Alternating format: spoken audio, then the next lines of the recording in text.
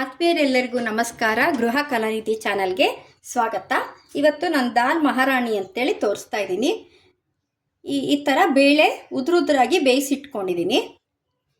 ನಾನು ಏನೇನು ಹಾಕ್ತಾ ಇದ್ದೀನಿ ಅಂಥೇಳಿ ನಾನು ಮಾಡ್ತಾನೆ ತೋರಿಸ್ತೀನಿ. ದಾಲ್ ಮಹಾರಾಣಿ ಅಂತ ಹೇಳಿರೋದ್ರಿಂದ ಇಲ್ಲಿ ತುಪ್ಪ ಬಳಸಬೇಕು.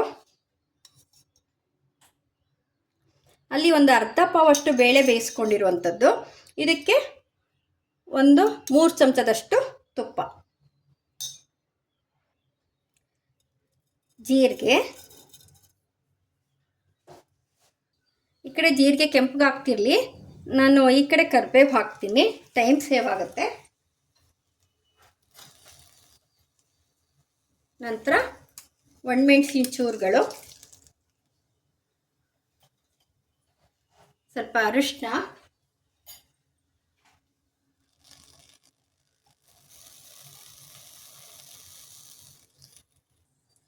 ಜೀರಿಗೆ ಕೆಂಪಾಗಿದೆ, ಇದನ್ನು ಬೆರೆಸ್ಕೊಳ್ಳೋಣ.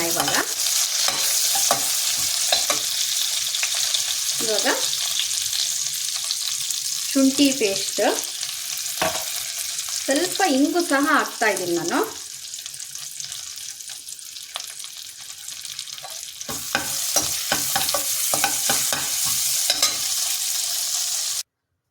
ಈಗ ಒಂದು ಸ್ವಲ್ಪ ಬೆಳ್ಳುಳ್ಳಿ ಬೇಳೆಗಳು, ಸ್ಕಿಪ್ ಮಾಡೋರು ಸ್ಕಿಪ್ ಮಾಡ್ಕೊಬೋದು.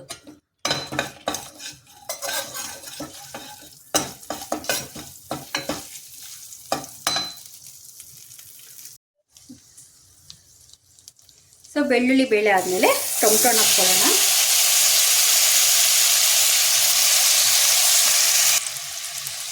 ಇದಕ್ಕೆ ನಾನು ಬಳಸ್ತಾ ಇರೋದು ಗಾಂಧಾರಿ ಮೆಣಸಿನ ಪುಡಿ. ಹಸಿಮೆಣಸಿನ್ಕಾಯಿ ಹಾಕ್ಕೊಂಡ್ರೆ ನಿಜಕ್ಕೂ ಟೇಸ್ಟ್ ರುಚಿ ಇರುತ್ತೆ. ನನಗೆ ಖಾರಕ್ಕೆ ಇದು ಸಾಕು. ಸ್ವಲ್ಪ ಮೆತ್ತಗಾಗಲಿ. ಸೊ ಇವಾಗ ಬೇಯಿಸಿರುವಂತಹ ಬೇಳೆನ ಹಾಕ್ಕೊಳ್ಳೋಣ. ಬೇಳೆ ಬೆಂದಿರಬೇಕು, ಆದರೆ ಉದುರಾಗಿ ಇರಬೇಕು. ಸೊ ಉಪ್ಪು, ಇದಕ್ಕೆ ಬೇಳೆ ದಾಲ್ ಮಹಾರಾಣಿಗೆ ಉಪ್ಪು ಕಡಿಮೆನೇ ಸಾಕಾಗತ್ತೆ.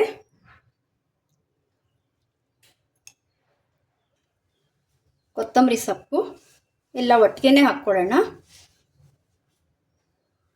ಒಂದು ಸ್ವಲ್ಪ ಪರಿಮಳಕ್ಕೆ ಕರಿಬೇವು,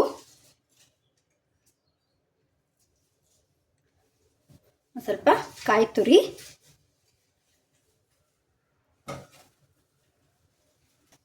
ಜೊತೆಗೆ ಲಿಂಬೆಹಣ್ಣು.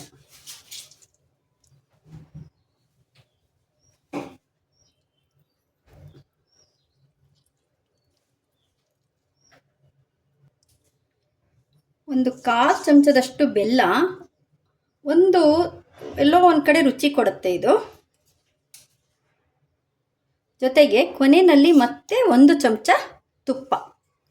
ಈ ದಾಲ್ ಮಹಾರಾಣಿ ಚಪಾತಿಗೆ, ರೋಟಿಗೆ ಎಲ್ಲ ತುಂಬ ಚೆನ್ನಾಗಿರುತ್ತೆ. ಅನ್ನಕ್ಕೂ ಕಲಿಸ್ಕೊಂಡು ತಿನ್ನೋಕ್ಕೂ ಸಹ ಚೆನ್ನಾಗಿರುತ್ತೆ. ಇವಾಗ ಹದವಾಗಿ ಮಿಕ್ಸ್ ಮಾಡ್ಕೊಳ್ಳೋಣ. ಬೇಳೆ ಒಡಿಬಾರ್ದು.